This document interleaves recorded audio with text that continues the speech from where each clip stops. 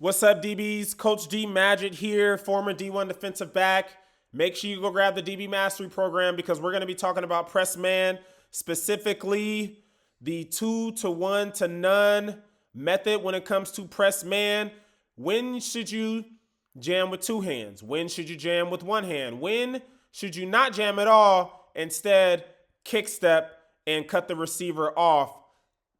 So when it comes to two hands, I know that I was taught never to jam with two hands because you lock your hip, or if you go with two hands and you miss, the receiver can grab. So if the receiver's trying to go, let's say we get two hands on him and the receiver grabs the outside of his elbow here, and he can pull him forward and then stack us. So that is essentially like your hip being locked. You're unable to open and slide and run with the receiver. But I went to a conference, and I'm always going to conferences, a long time ago, some years ago. And, so I'm always trying to learn, and I want to bring it to you guys because you guys may not know this, or you already might know this. But it helped me a lot in my teaching and playing. So two hands. So the Cleveland Browns, I liked their attention to detail. So I was always taught, when I first taught this method or learned this method, if the receiver releases inside your frame, right? So I assume my frame is going to be shoulder to shoulder. You can go with two hands. But they categorized it as if he releases your frame being elbow to elbow. Okay, so if that receiver's chest, okay, is inside, or his frame is inside of our elbows, all right, elbows, chest, elbows, we can go with two hands because theoretically, we're always trying to stay in front as a DB. So if he's inside of this frame, we can go with two hands. Okay, so as we start, all we do is take one lateral step because of the stem and because of the distance. So this works if you're 2 yards off like he is, or if you're yard and a half off. Okay, it's the same thing. But if he releases as we step and set a new line of scrimmage, if he's within our frame, again, elbow to elbow, we can go with two hands. All right, and you want to lock out. And you don't want to stay with two hands. You don't want to have a fight at the line of scrimmage. After you get two, drop one, and it's one hand. Okay? So that is when we would go with two hands. Inside of our frame is categorized by the Cleveland Browns, which I like, is elbow to elbow.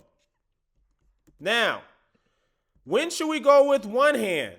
When should we go with one hand? Okay, so if two hands is within our frame, elbow to elbow, we're going to categorize our one hand offhand jam range as being elbow to wrist. Okay, so, and again, this is according to the Cleveland Browns. So the average, not average, but most coaches will just say if he releases within your frame, boom, two hands. If he releases slightly outside of your frame, go with one hand. But again, I like how Cleveland broke it down as saying, instead of saying slightly outside, they're talking about elbow to wrist. Okay, so if he releases outside of our frame, which is elbow to wrist, all right. So essentially, if you can kind of imagine, this shoulder is, I would assume, is going to be around the DB's bicep, maybe elbow, maybe forearm. Okay, so he's slightly outside of our frame. So in this instance, we are going to offhand jam him. Okay? Offhand jam, we're always working for a lockout. All right, you want to try to lock that arm out. We eventually get it right here. Okay? But we want to eventually work to that lockout. We want to keep that arm's distance. And if we are able to work to a lockout, we're fully controlling the receiver at this point. All right. So this is a very clean jam. It's within 5 yards, so he can lock out. Good job getting his arms down without holding. Okay. So if you haven't heard me talk about it in prior videos, we always want to work for a kick step. Okay. We always want to work for a kick step. This is a kick step. It's not perfect, but kick step, we're working at a cutoff angle.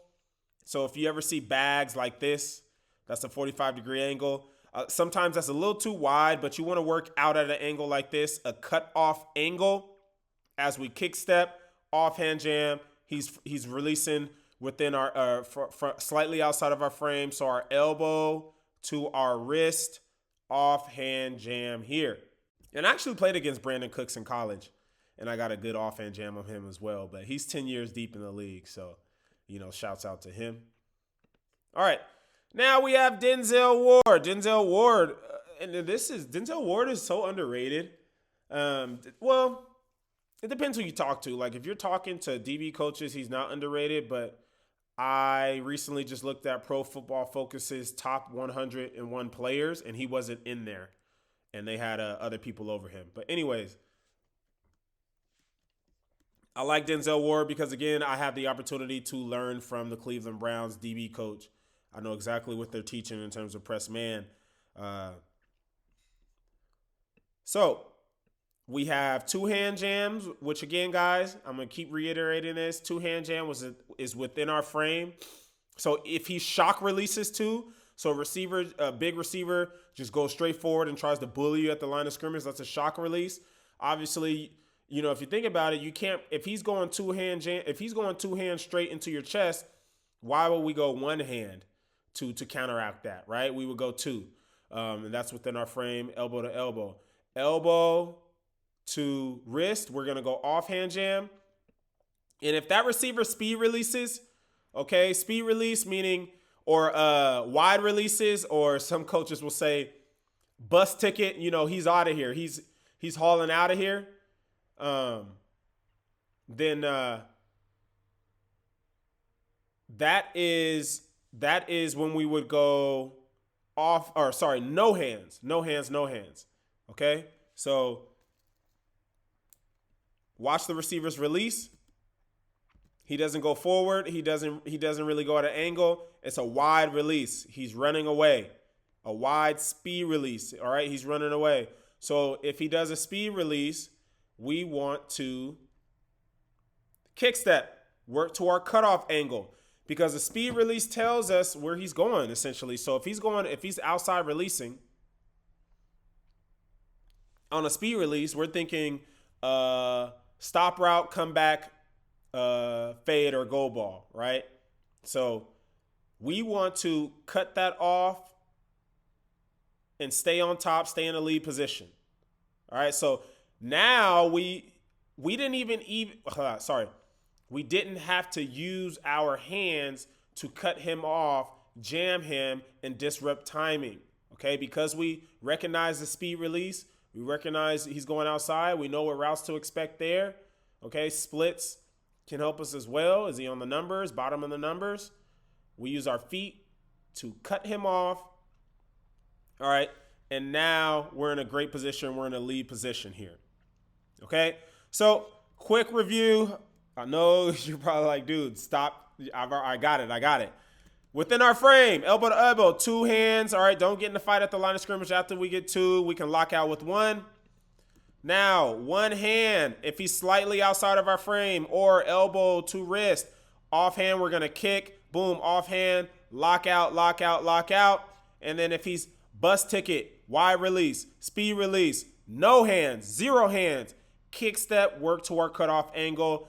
I hope you guys learned something. Make sure you go to thedbnetwork.com if you want this in detail so that you can have it and save it and have drills. And we also have, I'm telling you, like 100 DB drills, speed and agility, thedbnetwork.com.